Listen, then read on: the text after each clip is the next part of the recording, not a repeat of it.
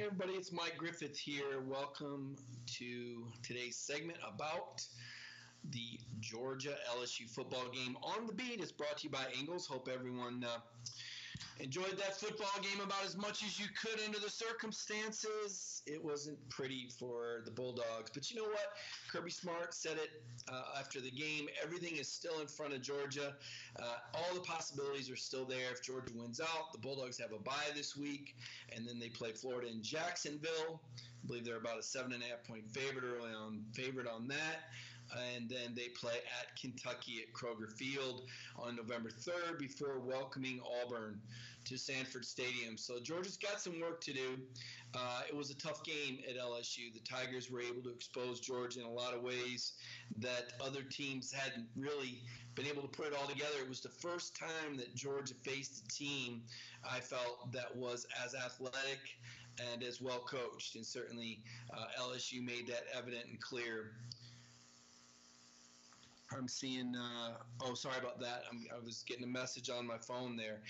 So this is today's On the Beat segment brought to you by Ingles. I want to give you the opportunity, if you want to ask any questions, I can see the comments here on the Dog Nation Facebook page and interact with y'all if you have questions about the game. Obviously, we talked with Kirby Smart after the game, got a lot of information from Ed Ordron, a lot of the things that LSU was able to do to Georgia that maybe the Bulldogs didn't see coming. You know, the second series of the game was pivotal to me. Georgia drove 60 yards down the field in 9 plays, 9 straight run plays.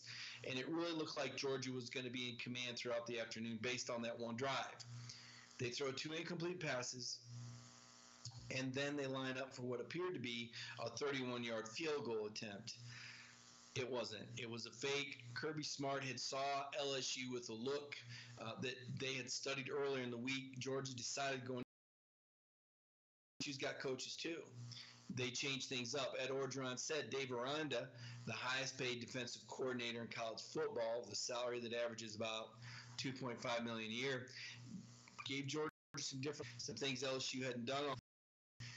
The other thing that LSU did very well was they were able to get the short. They broke a 47-yard run. I think that gave really missing is that intermediate pass game. There's a stat, and I'm going to confirm my notes right here.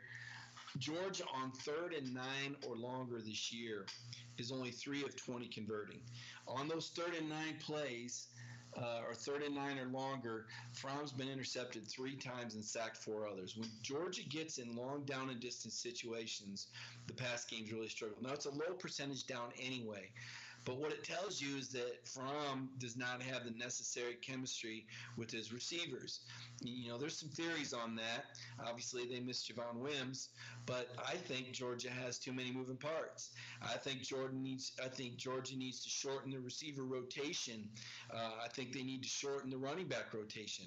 Why was it Harrion in there in the fourth quarter getting a handoff instead of Elijah Holyfield when Holyfield had been a lot more effective? I mean, I get it that Georgia wants to take advantage of its depth and wear teams down, and Kirby's talked about chopping wood and winning the fourth quarter, but that didn't happen at LSU. That theory went out the window. The idea that Georgia can rotate 4 running backs and not have a drop-off between 1 and 3, it doesn't make sense. I mean, the idea, that Tyler Simmons can go out there with a shoulder brace on and play wide receiver when you've got 7 other healthy guys, it just doesn't make sense to me. Why not shorten the receiver rotation, play the best players, and get your quarterback some chemistry? Because Kirby said after the game there were some breakdowns. There was some problems with communication between the sideline and the receivers and the tight ends. There was some problems with the receivers obviously on option routes. A couple of those times where it looked like Jake misfired or Jake got sacked, it was because the receiver ran the wrong route. So it was a complete breakdown for Georgia, and yet and still, it's 19-9 with 12 and a half minutes left, and Georgia's got the ball in LSU territory, unable to get a first down. There were three key junctures in that game. I did a story on DogNation.com on that. You can see what Kirby said about him and what Ed Orgeron said. But in short, Georgia failed to make the plays when they needed to. LSU was more physical. LSU was more prepared. LSU was a better football team. I'll go to your Otis Lee says blame everything on the receivers, not Fromm or Osiris. No, I wouldn't do that. I would say there was more that went wrong than Jake Fromm. I mean, Jake Fromm missed a wide open McCole Hardman early in the game, what would have been a touchdown. There were other occasions I think he had open receivers and he wasn't able to get through his progressions. But it all goes together. It's not just one thing that goes wrong. It's not like, oh, just take the quarterback in and put in a new quarterback and everything's fixed. That's not what happened to Georgia. There were breakdowns all over the place. As I said, Andrew Thomas got beat on a sack. There were other occasions the offensive line didn't execute properly. Receivers running the wrong route. Jake Fromm missing throws. Running backs missing cutback lanes. It was an across-the-board loss. I mean, it's not one position group that can go into that complex and say, well, we did our jobs perfectly well. There were breakdowns everywhere. I saw the defensive line get pushed on fourth down calls. I saw linebackers miss tackles and miss gaps. I saw guys in the secondary get beat and miss potential interceptions. I saw special teams, fail on their fake field goal. That play didn't work out too well. The punting game struggle a little bit. I mean, this is a loss across the board. So the idea that people have that it's just a quarterback issue, to me, it's low-hanging fruit. It's like, go back and watch the game. Look at all the breakdowns. Now, you can say, hey, if Jake Fromm had been a super playmaker back there and played like Tua Tagovailoa, and scrambled around and ran 30 yards on a play and bought an extra 5 seconds by spinning and making people miss. But that's not who Jake Fromm is.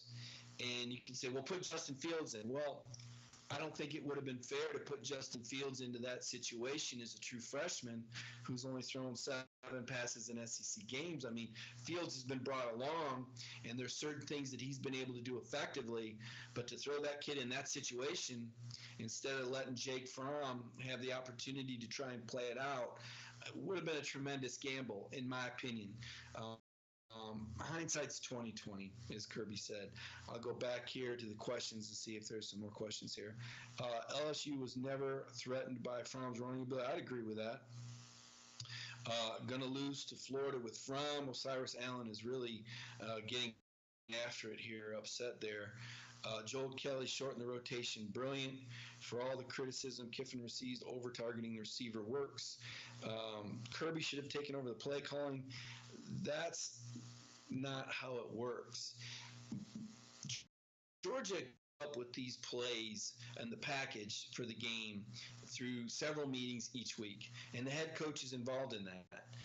They know going in what their play calls are going to be in certain down and distance situations. Much of these games are determined the week leading up to the game and the preparation for the game. To LSU's credit, LSU was able to do some things defensively that they hadn't showed. Georgia was not able to adjust on the fly. Now, some of it may have been the communication between the sideline and the receivers. Some of it may have been the communication between Jake Fromm and his receivers and them being on the same page. But I didn't see one thing that you just fix one thing and it's a win for Georgia. I saw a complete team loss. I saw LSU win the game physically. They were the hungrier team. They were the more aggressive team going forward on fourth down. We talked about Georgia's front seven being suspect all year. It came back and bit them. LSU started the same offensive line combination for the first time all season long, so they had some continuity there. LSU was motivated by their loss at Florida where they turned the ball over 3 times. They played clean football on offense. Their quarterback had a career rushing. That was a card that there was no reason to believe Burrow was going to run like that. I think his career high rushing yards before was 10 or 12 yards. LSU took it to Georgia. They beat him physically, they beat him in the coaching box, and they beat him with the game plan. And nobody wants to hear it. Everybody wants to put the blame on one guy or look for one easy fix, and it's just not there. This is what Georgia is. And it's like Kirby said, they got what they got, and they make the most of it. They don't have that margin for error. When you go to LSU, you can't play sloppy football. Georgia got away with it against Tennessee. Jake Fromm was sacked 3 times against Tennessee and fumbled twice. Georgia's longest play was 23 yards. Okay, they got away with it against Tennessee and won 38-12. You're not going to get away with that on the road against LSU. You're not going to get away with a slow start like you had against Missouri and like you had against South Carolina when you play a quality opponent like this. What this does is creates the adversity that Kirby Smart likes to talk about, where young players can grow and you find out who's going to step up. I don't know if this team's got it in the tank. It's the youngest team in the SEC. I know that. I know about 68% of the players on the roster are freshmen and sophomores. I know Georgia lost 5 out of their starting front 7, and it looked like it. They looked young. They looked like a team that lost 5 of their starters in the front 7. They looked like a team that lost an NFL wide receiver and 2 NFL running backs and hasn't sufficiently replaced them. They didn't have players step up and make plays. So now the question is, what are they going to do moving forward? Will they use Justin Fields more? I would say they probably will. To what extent? I don't know. Jake Fromm is still a good decision maker. Jake Fromm still gives you a veteran pre-snap read that can get you in the highest percentage play. But at the end of the day, you still have to be able to execute that play. The receiver still has to catch the ball. Jake still has to put it on target. This was a game of execution, and LSU out-executed Georgia. I said earlier today, it's like walk into your home one day, flip on the lights, and you see a bug, and you freak out and go, oh my gosh, there's a bug. You call the exterminator. You want to search every room. Guess what? Those bugs have been there. You just didn't see them. Georgia's had these deficiencies all year. They just hadn't come up against an opponent that could exploit them like LSU did. They just hadn't been in that come from behind situation like they were at LSU. I think that's why Kirby went for that field goal. I think he sensed this was going to be a difficult matchup, and he felt like he needed to do something early to stun LSU, get them playing from behind. I think the Georgia coaching staff knew they had their work cut out for them. That's why they gassed their guys up. That's why they challenged the front 7. It's why all the Georgia players were saying, hey, we got to play our best game to win. Guess what? They didn't play their best game. They got beat 36-16. If everybody is calling for Fields, I don't understand why they won't play him, Drew Roman says. A true freshman quarterback that can't run all the elements of the offense. Season in the balance against Florida and Kentucky. At this point of the season, I think you got to stick with Jake. I mean, dance with who brung you. I mean, Jake Fromm's won a lot of games. He's 18-3 as a starter. He came into this game completing 72% of his passes. I think you use Justin Fields, but I don't think you bench Jake Fromm and start a true freshman, an unproven commodity. I do think you use Justin more, and you can make the argument that maybe they should have used him more in those earlier games than they were dominating teams instead of going to Matthew Downing. Maybe had Jake throw the ball more in the fourth quarter against Tennessee, against Vanderbilt, have Justin throw the ball more. But the coaches made a decision then not to do that. And now that you're this far into the season, I don't know if it's fair to anyone to try and change your offense completely before the biggest game of the year at Florida. Certainly Jim Chaney and Kirby Smart are going to have time to talk about this and how they might want to use Justin Fields moving forward, but I would be surprised if Jake Fromm was benched for the Florida game. Another crazy environment, another difficult road situation, and again, Jake Fromm lost a game on the road. I don't think you could put the lost Alabama on Jake Fromm in the national championship game. I really don't. Georgia had that game won. It was a senior safety that busted a second and 26 play. I think Jake played well enough to win in the national title game. I don't think I'd put last year's Auburn loss on Jake Fromm either. That defense couldn't stop anybody. But this game, okay, you can say Jake shoulders some of the blame, or maybe even if you were going to pick one player to put most of it on. But to say it's all Jake Fromm, no chance. There were a lot of things that went wrong, a lot of plays that could have been made, and I don't think Jake's coaches helped him out very much. Maybe if Kirby Smart kicks a field goal on that first drive, it's 3-3, and you're not playing from 10-0 down, and LSU maybe isn't as aggressive on defense. Maybe in the fourth quarter on 36 from the 31 at the edge of field goal range, instead of having Jake drop back and pass, maybe you run the football and set Blankenship up for a field goal, and now it's 19-12. So it wasn't like Jake's coaches did a lot to help him either. And I don't want to be a Jake Fromm apologist, but I want people to see the whole picture and recognize that this kid doesn't call all of his own plays, and that it's not always on him when there's a sack. There's been times he's the ball, and there's been times he's thrown bad passes, but there's also been times when receivers on the wrong routes, the protection's broken down, and the play calling has been inadequate. I think all of it went wrong against LSU. Let's see here. The turning point of the national championship game was when Fromm hit the lineman on the head. Look, there's going to be people that are going to try and, blame Jake Fromm for everything. That's part of being a quarterback. Ultimately, you're the most visible player on the team, and you have more control than anyone else. Georgia was not going to beat LSU without Fromm playing a good game. Georgia was not going to beat LSU without their defensive front stepping up. Georgia was not going to beat LSU without the coaches doing a good job with their schemes. None of those things happened, okay? Georgia's still a great program. It's still a focused program. They've got determined, motivated kids. It's a young team. There's not much margin for error. We knew that coming in. The reality of it was Georgia was probably going to have to win the SEC championship game to make the college football playoff anyway. That's still out there for Georgia. There's a lot of things you can talk about. You can talk about the running back rotation. Give it to Elijah Holyfield 20 times a game until somebody stops him. Nobody stopped him Saturday. Why do you even have Brian Herring in there? Why isn't that Elijah Holyfield? You can talk about the receiver rotation. Why is Tyler Simmons out there? What's he doing for you? Why isn't it Riley Ridley? Where's Demetrius Robertson? You threw a pass to him, not a good throw by Jake. It was juggled, wasn't ruled to catch. Why did that guy only touch the ball once? There's plenty of questions. The front seven, where is that rotation at? Why didn't we see Jordan Davis earlier in the game? He had 7 stops. Why isn't he starting? There's a lot of questions you can ask about this game, and when a team loses, they kind of go under the microscope. I get that, but it looks to me like some Georgia fans are just losing their minds here. You got a championship quarterback. You got probably one of the top 2 or 3 offensive lines in college football. You've got a capable backfield. You've got talented receivers.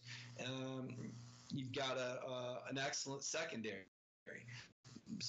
The front seven's got to beef up a little bit. They were missing 3 guys on the defensive line against LSU. Tough for Georgia. I don't think they were going to go undefeated.